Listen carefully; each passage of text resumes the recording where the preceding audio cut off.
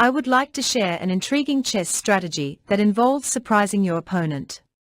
Typically, opponents expect you to focus on achieving checkmate, but this strategy involves targeting their queen instead. By adopting this approach, you can gain a significant material advantage, which can ultimately lead to a victory later in the game. But wait, there's more. I've got an intriguing chess puzzle waiting for all of you. Be sure to stick around until the end to enjoy the complete experience.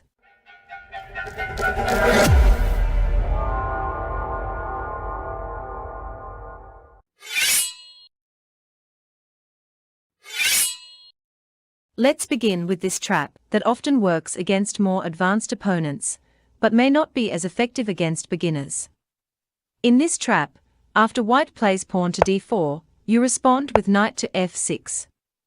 After white plays pawn to c4, you sacrifice the pawn with pawn to b5. White captures the pawn, and you advance your knight to e4. Usually, white plays knight to f3, which is the most common move. Here, you play pawn to b6, pretending that you want to fianchetto your bishop to b7. If your opponent is more advanced, they may notice the critical flaw in pawn b6 and play queen to d5, launching a double attack. This move is what you want them to play, but beginners may not notice it. In response to queen to d5, you play bishop to b7, sacrificing the bishop. After white captures the bishop, you play knight to c6, intending to trap the queen later. There aren't many squares for the queen to go, and queen to a6 is usually the only available square. If white plays almost any move, you play knight to c5, trapping white's queen completely. White has to be concerned about their position and tries to escape by playing queen to a6. You play bishop to b4 check, gaining tempo, and putting one more piece around white's king, limiting the squares where the queen can retreat. After bishop to d2, you play your winning move, knight to c5. The queen is attacked, and the only square for the queen to go to is b5. Now, you can win the queen by playing pawn to a6, but it's even stronger to trade the bishops first. Otherwise, your opponent can get two minor pieces for the queen. You trade on d2 first, then play pawn to a6, ultimately winning the queen.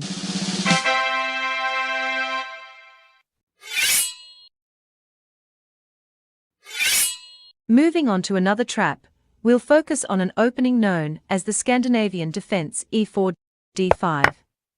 After knight to c3, black plays queen to a5. Instead of playing pawn to d4, which leads to a lot of theory, we play knight to f3. This move is a little provocative and aims to exploit a common mistake made by many opponents. When your opponent plays bishop to g4, a move that seems uncomfortable for you, you play pawn to h3. Surprisingly, this move makes bishop g4 incorrect and gives you an advantage. If the bishop retreats, you can pressure it with pawn to g4, potentially placing your bishop on g2, advancing your attack while gaining extra tempo.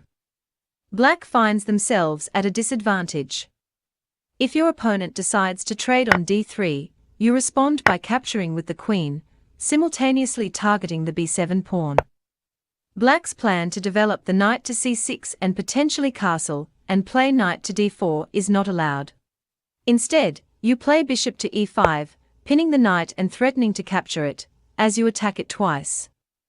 Black's only way to defend the knight is with the slightly awkward move queen to b6. But now comes the winning shot, knight to d5, attacking the queen. If the queen captures the bishop, you respond with knight takes c7, forking the king and queen, achieving your goal of winning material. Keep in mind that these traps require careful play and are more effective against opponents who are not familiar with them.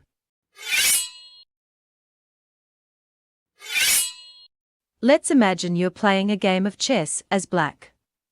Your opponent starts with the move pawn to d4, hoping for a queen's gambit. Instead of playing pawn to e6, which is expected, you surprise your opponent by playing pawn to e5, counterattacking. White will usually respond with pawn to d5, creating some problems for white, as they can't develop their knight normally. In order to develop their bishop, they have to move the pawn, so they often play pawn to e3, hoping to trade off the pawn. However, you play bishop to b4, confusing your opponent once again. When white covers with bishop to d2, expecting a bishop trade, you play pawn takes e3, setting up a trap. Your opponent notices that they can win a bishop for nothing and captures on f2. However, king takes f2 is not an option for white, as it would lose the protection of the queen, allowing you to win it. Instead, white plays king to e2, hoping to maintain the guard of the queen. Here, you have a rare opportunity to underpromote in a practical game by promoting to a knight, delivering a check to the king. White captures the knight, but then you play bishop to g4, adding another attack to all of white's vulnerable pieces. Ultimately, you win the queen on the next move.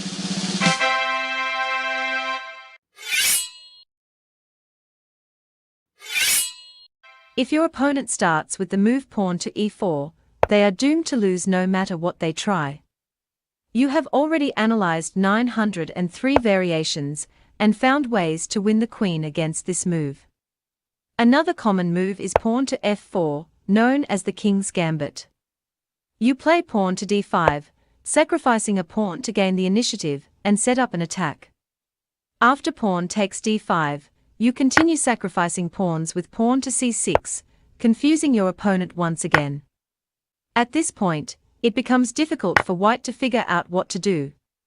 The king is a bit exposed, and they have to worry about potential checks with h4.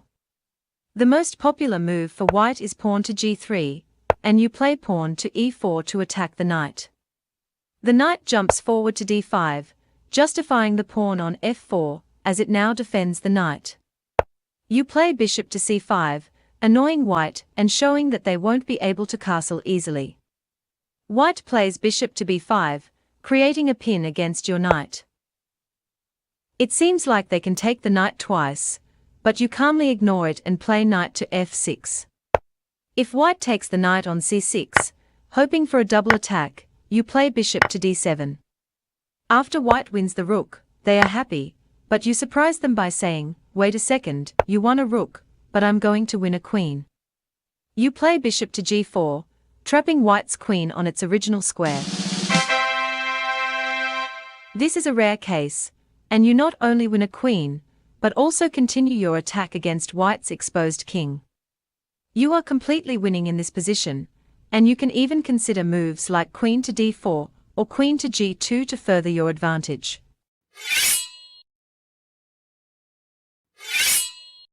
If your opponent opts for the Scandinavian defense, one of black's main choices, you can transition into the Smith-Morra gambit. After playing pawn to c3 and sacrificing the pawn with pawn captures knight on c3, you gain a development advantage and long-term initiative. Typically, black responds symmetrically with knight to c6 after knight to f3. At this point, black realizes the potential threat of your move pawn to d4, attacking their knight, and often prefers to play pawn to d6 to prevent your pawn from advancing and then safely develop their knight to f6 without worrying about potential attacks. However, you disrupt their plans by playing bishop to c4, which prompts black to play knight to f6. Despite black's response, you proceed with pawn to d4, putting black in a difficult position. This trap is often unfamiliar to opponents, leading them to make mistakes and fall into your dangerous attack. For example, if black captures your knight on c3 with their knight, you happily recapture with pawn takes c3, but you don't trade queens because your goal is to win black's queen. Instead, you capture on d8 first, employing a tactical motif seen in previous traps. After black's king captures on d8,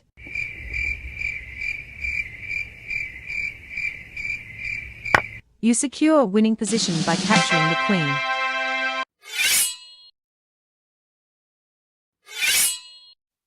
You can enter this trap against the Scandinavian defense if you start with pawn to e4, and after black responds with pawn to d5, you play knight to c3. Alternatively, you can force your opponent into this variation regardless of their initial move. In either case, you begin with knight to c3, an uncommon move that is perfectly acceptable as you develop a piece. Black's most popular response is pawn to d5, aiming to control the center and potentially create threats. You then play pawn to e4, feigning an exchange offer. After black captures your pawn, instead of immediately recapturing, you play bishop to c4.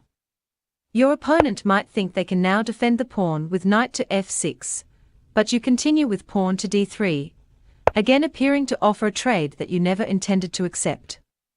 When black captures on d3, you continue playing in a gambit style with knight to f3, developing another piece. Since your opponent is accustomed to your apparent material losses with each move, they might gladly capture one more pawn on c2. However, instead of capturing back with queen takes c2 or queen takes d8, you already know the trick. It's time to sacrifice your bishop with bishop takes f7, surprising your opponent, who thought their pawn was attacking. By ignoring the threat and sacrificing your bishop,